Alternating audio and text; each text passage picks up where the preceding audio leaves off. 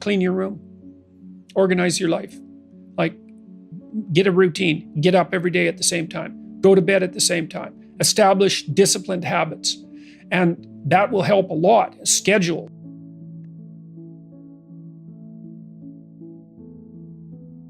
The goal is to have a vision for your life such that, all things considered, that justifies your effort. Then what do? Well, then you turn down to the micro routines. It's like, okay, well, this is what I'm aiming for. How does that instantiate itself day to day, week to week, month to month? And that's where something like a schedule can be unbelievably useful. Google Calendar. It's like, make a damn schedule and stick to it. Okay, so what's the rule with a schedule? It's not a bloody prison. That's the first thing that people do wrong. They say, well, I don't like to follow a schedule. Well, it's like, well, what kind of schedule are you setting up? Well, I have to do this, then I have to do this, then I have to do this, and then I just go play video games, because who wants to do all these things that I have to do? It's like, wrong. Set the damn schedule up so that you have the day you want. That's the trick. It's like, okay, I've got tomorrow. If I was going to set it up so it was the best possible day I could have, practically speaking, what would it look like? Well, then you schedule that. And obviously there's a bit of responsibility that's going to go along with that, because if you have any sense, one of the things that you're going to insist upon is that at the end of the day, you're not in worse shape than you were than at the beginning of the day, right? Because that's a stupid day. If you have a bunch of those in a row, you just dig yourself a hole and then you bury yourself in it. It's like, sorry, that's just not a good strategy. It's a bad strategy. So maybe 20% of your day has to be responsibility and obligation, or maybe it's more than that, depending on how far behind you are. But even that, you can ask yourself, okay, well, I've got these responsibilities. I have to schedule the damn things in. What's the right ratio of responsibility to reward? And you can ask yourself that, just like you'd negotiate with someone who is working for you. It's like, okay, you got to work tomorrow. Okay, so I want you to work tomorrow. And you might say, okay, well, what are you going to do for me that makes it likely that I'll work for you? Well, you could ask yourself that, So maybe you do an hour of responsibility and then you play a video game for 15 minutes. I don't know, whatever turns your crank, man. But, you have to negotiate with yourself and not tyrannize yourself. Like you're negotiating with someone that you care for, that you would like to be productive and have a good life. And that's how you make the schedule. It's like, and then you look at the day and you think, well, if I had that day, that'd be good. Great.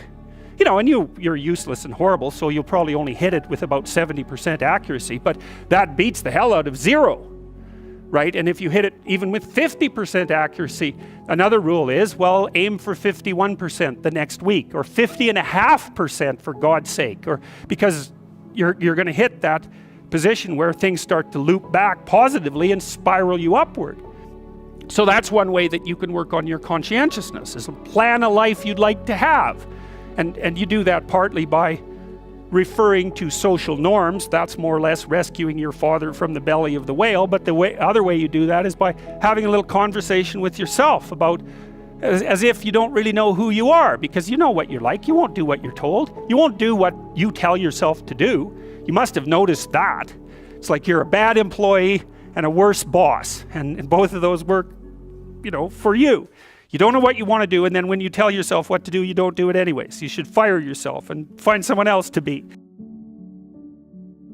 My point is that you have to understand that you're not your own servant, so to speak. You're someone that you have to negotiate with, and you're someone that you want to present the opportunity of having a good life to. And that's hard for people because they don't like themselves very much.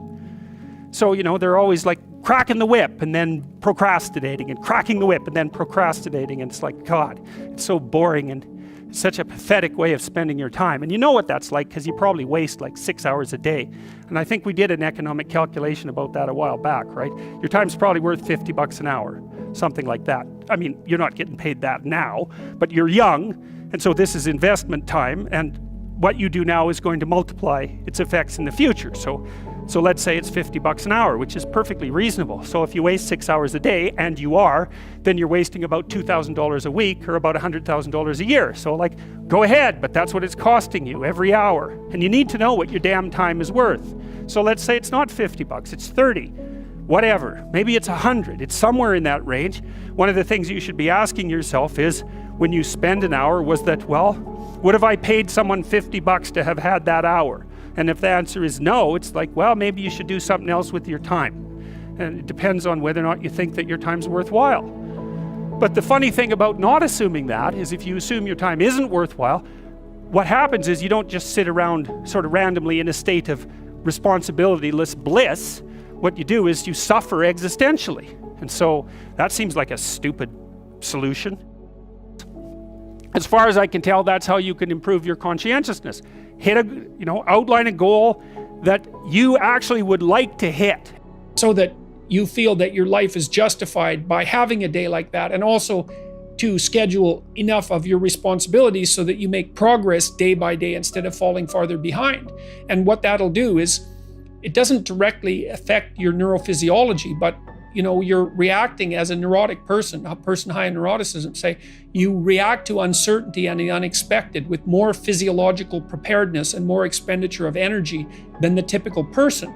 And so what you want to do is organize your surroundings, because it's a lot easier to organize your surroundings, at least to begin with, than it is to do radical reconstruction on your fundamental temperament, which you might not be able to do at all. You can work on micro habits with regards to your conscientiousness. And I think the best micro habits, this is partly to do with this future authoring program processes, I think the best thing you can do with regards to your conscientiousness is to set up some aims for yourself, goals that you actually value. And the future authoring program helps people do that. And basically, it does a situational analysis it helps you do a situational analysis of your life more than a psychological analysis, I would say. And so the questions are something like, well, all right, you're going to have to put some effort into your life. And you need to be motivated to do that. And so what are the potential sources of motivation? Well, you could think about them in the big five manner.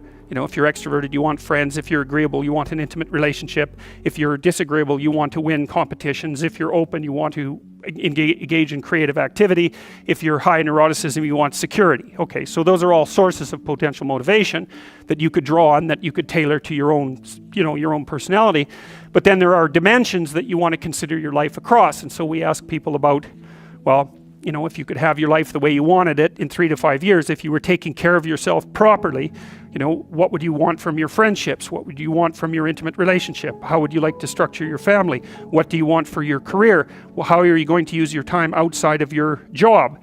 And how are you going to regulate your mental and physical health, and maybe also your drug and alcohol use? Because that's a good place to auger down, because alcoholism, for example, wipes out, 5 to 10% of people. So you want to keep that under control.